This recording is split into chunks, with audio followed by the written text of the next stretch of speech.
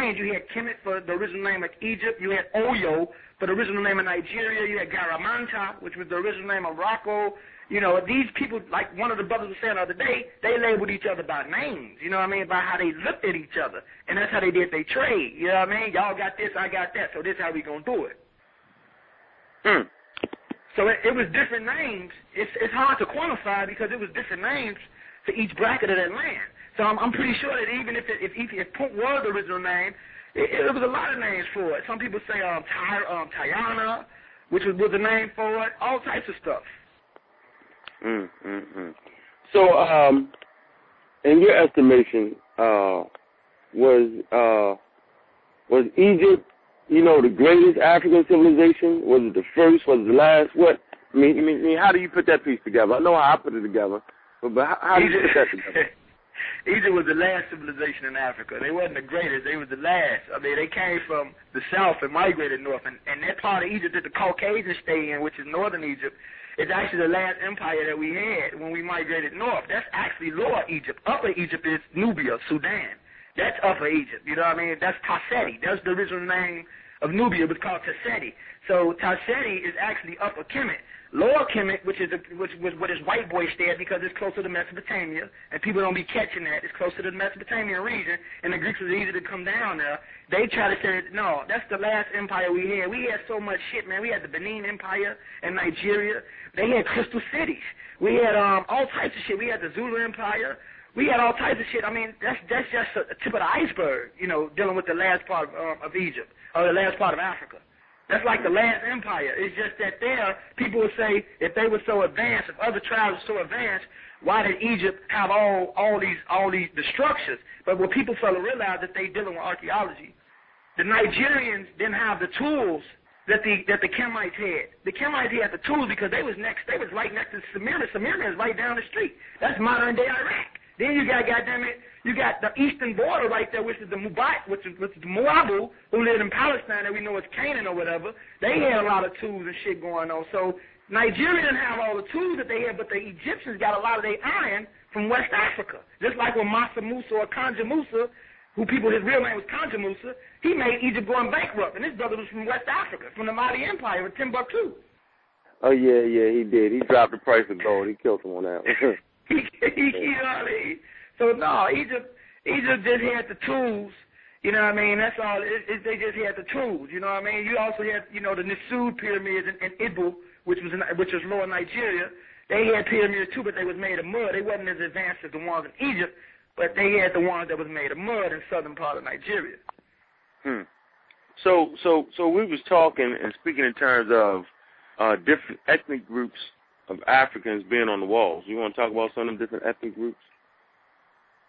Oh, you talking about in Southern Africa in Kemet. You were speaking of how different tribes migrated in, and you can tell by the different pictures of different on the wall. Oh yeah, they had most of the Kemites were three groups of Africans: there's Ethiopians, Somalians, and Nubians. And a lot of people say that the Nubians and the Somalians, the Nubians and the Ethiopians, all of them were the same people because they all was black. But you had these were three groups of people. You can tell from, if you look at a Nubian, they're mostly short and wide. They're more thicker because they're more close to the equator. They're close toward the south. If you look at the people that live in Somalia, they have more caner features. You know, they'll be very dark skinned, but their nose will be pointy. This is a phenotype that we always had before the European even mixed. Black people don't look the same. You know what I mean? Right. We don't look the same. We don't look the same. We look different. And you also had, you know, the Ethiopian people who were tall and dark skinned. And when you look on a hieroglyph on a metadata and you look at the writings, you see these different types of these different groups of African. Even though they were all African, but you could tell from the phenotype who was who and who was not. You had the Somalians fighting for the land, and they was pushing the Nubians, you know, back, and then you had the Nubians trying to take their shit back, and then you had the Ethiopians like Brother Paranki, who was an Ethiopian, who migrated up there, and King Narma, who was from the south, better known as Means or whatever, he migrated from the south and went north. You know what I mean? He had the colonizer push the damn hitchhikers out. Then you had the Libyans, who was another group of Africans who lived in the north, on the western part of Egypt. You know what I mean? Who was over there trying to take the little land too. So this was like me and you were saying earlier, it was all business. You know what I mean? It was all business. Everything that we dealt with in Kemet was based, it wasn't no, oh, I hate you, I'm going to kick your ass for no reason.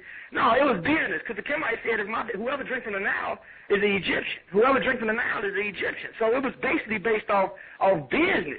Even with the politics of Kemet, a lot of these dudes who catch the holy man syndrome try to sit up here and write the 42 laws of Ma'at, but that's the politics of Egypt. The original Kemet only had 7 principles. That's when the Kemites got invaded by the Hittites and started taking on a lot of fucked up traits. And then Thutmose Priest had to create those 42 precepts of Ma'at in order to put order in his land. But it was only originally 7 principles. That's it. What's the 7? What 7 principles they operating off of? It was love. It was love, truth, right, justice.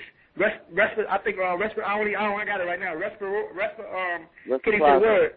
Reciprocity. There was only 7 principles. Yeah, reciprocity. Yeah, that's the Mayat. You're right. That's the Mayat. Yeah, it was only originally 7 principles. That's all it was. But when the politics of Egypt came in, and we started adopting a lot of fucked up Caucasian ways and doing fucked up shit, that's when the priest of Thutmose created these 42 precepts, or the 42 negative confessions of I do not rob, I do not steal, I do not commit adultery, and all that. You know what I mean? All right. We just got a call, brother, from Dr. Douglas Lear. We have to return the call about 1 o'clock this morning, so we got to take care of that. But 1 o'clock this morning. Right after the show, he wants us to call him. All right, we'll call him. We'll give him a call. Okay. All right. Also, I want to ask, since this is the African and Spirituality Show, and we got people that's asking some questions here, we'll kind of mix it up. Brother Uncle asks you a question, I'm asking a question. Let's get into Yoruba, because I know you said you are into the Yoruba. Tell me a little bit about that. About the Yoruba? Yes. Did he say he was in the Yoruba? Yeah, I used to deal with Yoruba. Yeah, I used to deal with Yoruba. The Yoruba, dealing with the Yoruba, it's another symbolic system that the Africans had. The Orishas, in truth, are nothing but the electromagnetic forces that govern each element of nature. When you give a Orisha liquor or you give it a cigar, what you're doing is, in truth, the science behind it, you're slowing down the atoms, manipulating your problems. And once you slow down the atoms, it slows down the process of whatever's going on in your reality. So you get a chance once you sacrifice a chicken, or you're feeding the atoms, really. Not saying that the atoms is, because the supreme God in Yoruba is the Ludumari, and the Ludumari is the infinite living mind. That's the infinite living mind. The Orishas, actually, Ogun, Shango, Obatila, and all those Orishas who they talk about were actually the first God worshippers who lived in Nigeria, because we know that the Nigerians, or the Oyo people, they were actually the Nook people. The Nook people descent from the Dinkas in southern Ethiopia. And when they went over there, before they started giving the Orishas chickens and cows, they used to sacrifice the Igbo. They used to sacrifice people and give it to the gods, or the Orishas, or the elements. Wow. Interesting. Now you said they were related to the Dinkas. Yes. Interesting. Dinkas is the tallest tribe in the world, ain't it? Yeah, they are. The Dinkas, yeah, no doubt. I just was reading some stuff on them the other day. Okay, all right, interesting. So you said they used to feed them humans, sacrifice humans first? They used to sacrifice humans at first, but when like Brother Olufi, who was a messenger, it was a brother who was a messenger, he stopped it because he said all people are equal, the same thing that we go through today, and we all black, African, and he stopped it and he said, we got to do something else.